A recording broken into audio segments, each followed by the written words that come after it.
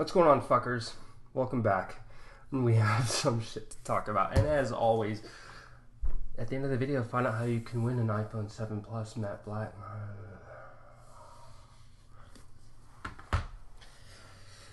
Okay, so the last video I talked about a little bit of my history and opinions and whatnot. And it one's all over the place. This one's going to be a lot more straightforward. This is about some red flags. When you're trying to get into an internship or something, then here's what you don't want to get into. So when I first moved to Vegas in December, I was getting out of the HVAC because I did that for a while.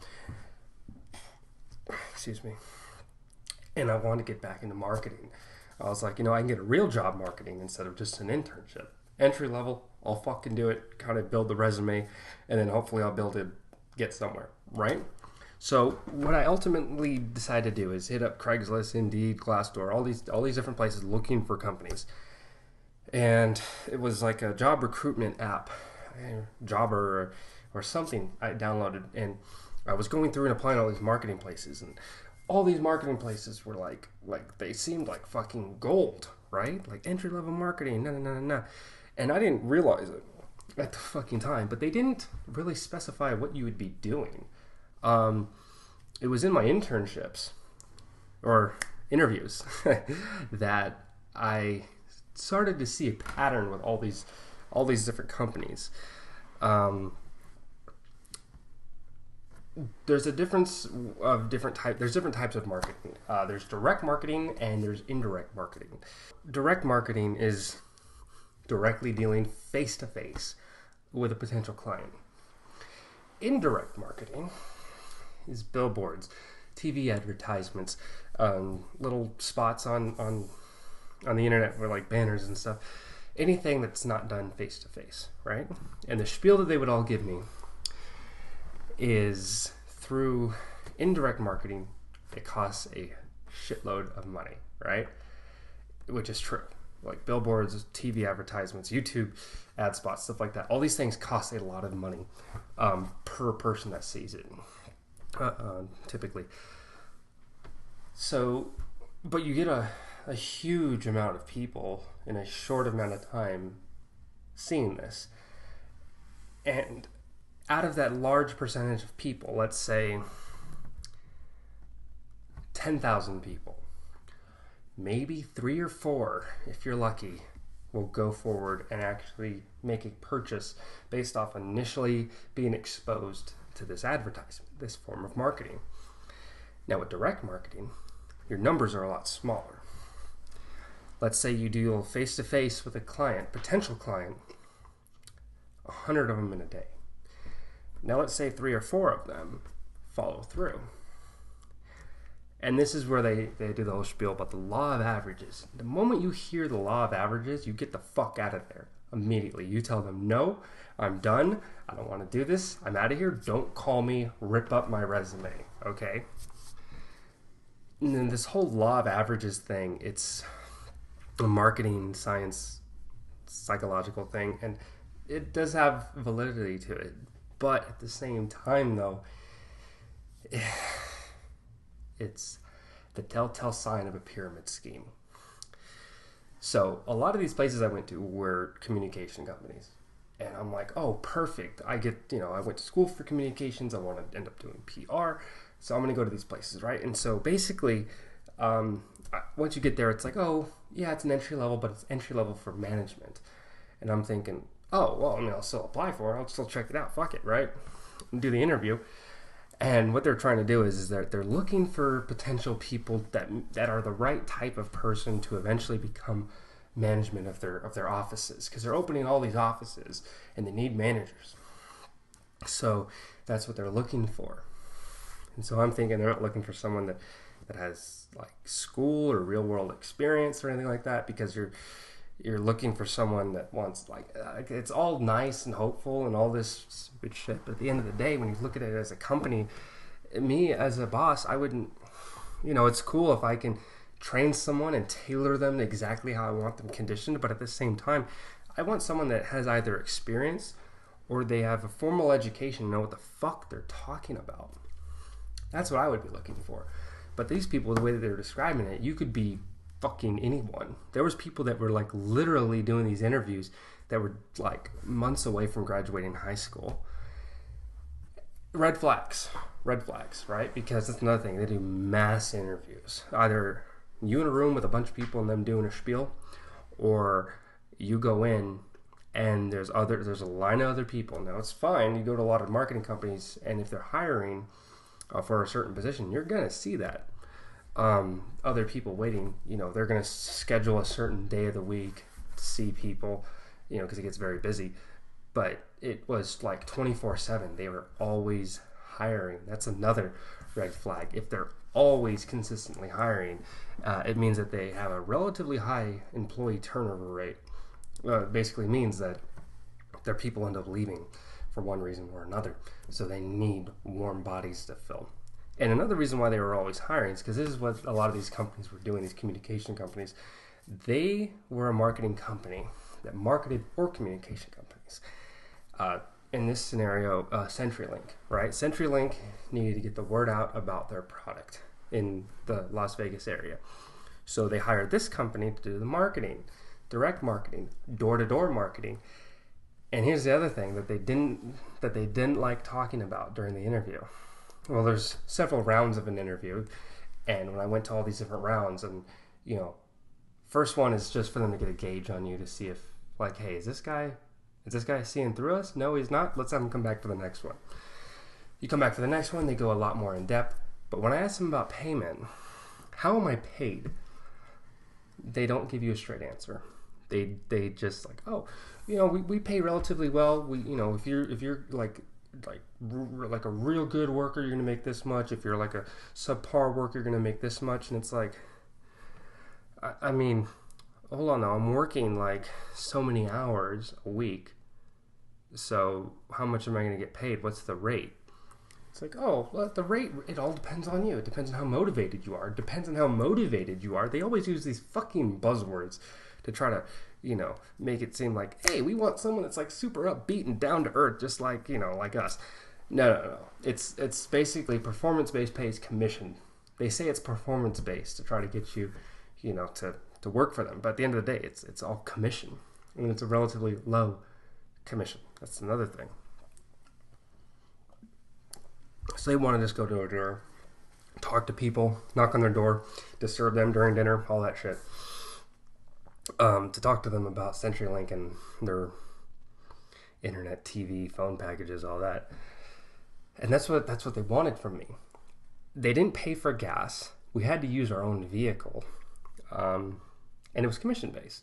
These were all red flags. They're not going to pay you to drive all over town. So the little money that you do get from your commission is going towards your gas. So how motivated am I going to be? I need to be motivated enough to want to work at a place. But in order to have motivation, I need to fucking eat. Like, snaky in its own tail. It's counterintuitive. It's something that I wouldn't be able to get behind. Like, I am a people person that cannot stand fucking people. And the number one thing I hate is having to approach someone that I know doesn't want to fucking talk to me. And even in a situation where things are, like when I was doing HVAC, where things were, coordinated to where I was going to talk with a customer, I hated talking to a customer about something that they weren't even interested in. But those were all red flags to me. And the reason why I eventually said fuck all of it is because every company I went to, it was a slightly tweaked version of the exact same scheme.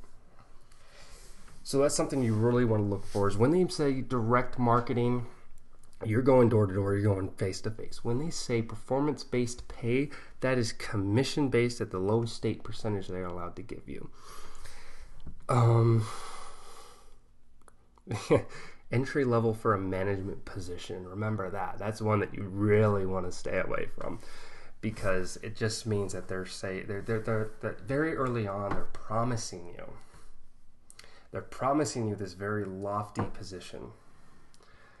You're probably not going to get it, because remember, even in this weird scenario where you do work there for a long time and you are somewhat successful in this pyramid scheme, then you you are You're looking for hell, basically.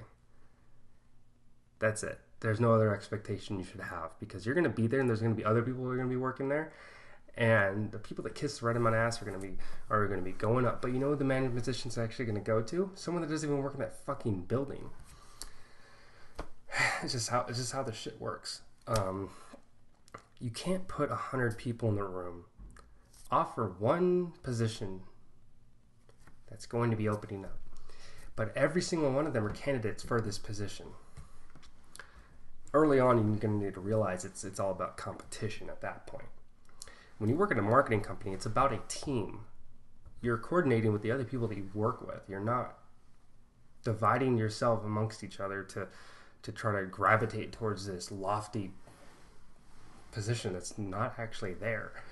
So there's a lot of things you're really going to want to look out for when you're searching for an entry-level marketing company. A lot of entry-level marketing companies, they need something from you. They need either prior experience or an associate's degree. Something to show that, hey, this guy kind of has an idea of something, right? They're not going to look for someone that has McDonald's on their fucking resume and nothing else, because he is not a good fit. Doesn't matter how much he does in his off time. They need to see what has he implemented in his actual life, or her, to say, hey, you know what? I want to work at this place. Here's my resume with a couple indications of why I would be a good fit. That's what real companies are looking for. So a lot of these scams are fucking all over the place. So just make sure you keep a good eye out for these things, because it can get a little messy. And it's unfortunate too that there are a lot of people that want these lofty positions that go into it, but they don't even understand the first thing about marketing. Like when he asked me, so you know the difference between indirect and direct marketing? I was like, well, direct marketing is door-to-door sales. They hate the word sales. That's another thing. If you mention sales, and they're like, because they don't want you to think that you're a salesman, but that's what you are. You're not marketing. The company is essentially marketing, right? That's their marketing method. You, though, are the salesman. Even though you're a part of a marketing strategy, your end result is not to just inform people about a product. You're trying to sell a product. And they don't teach you how to sell. They just give you like a rough idea, and hopefully someone signs up. So these are all things that, as I even said before, you really, really want to look into. You really want to make sure you got a good grasp on. You want to make sure the company you're going to work for is, even if they don't have time to set aside to actually train you on all the ins and outs of the job, you want to make sure that they're going to lead you in the right direction. You want to make sure they're going to put you with someone that may not be able to have time to sit you down and hold your hand, but at least get that real world experience, and maybe like, all right, so I'm doing this here right now. Hey, can you type this up for me? And then send it over, and I'll do a quick revision and we'll send it out. That kind of thing. Those are the kind of things that we're talking about. Not like, oh, can you write a post for this company on this thing? Hold on, I gotta play this game. Huh? No, do you, man. Just do you. That's ultimately what I found, and it was trash. Fucking trash. But fingers crossed that you guys find something better. So, as always, 10,000 subscribers. iPhone 7 matte black. And yeah, I opened it up, of course. I wanted to take a look at it. You're going to need to get your own SIM card for it. I'm not covering that shit. 10,000 subscribers. Why 10,000 subscribers, though? You wonder. Why that sweet number? Well, in order to get my foot in the door with sponsorships and stuff, I have to have a minimum of 10,000 subscribers. So I have a decent lifetime view count, but my daily view count is extremely low. You got to get those numbers up. Those rookie numbers. So, as always, this is MaceValor on Unfiltered. And let me know your horror stories when it comes to marketing companies, because I know that there's a lot of shit that y'all have seen that I have never even experienced. Leave it down in the comment section down below.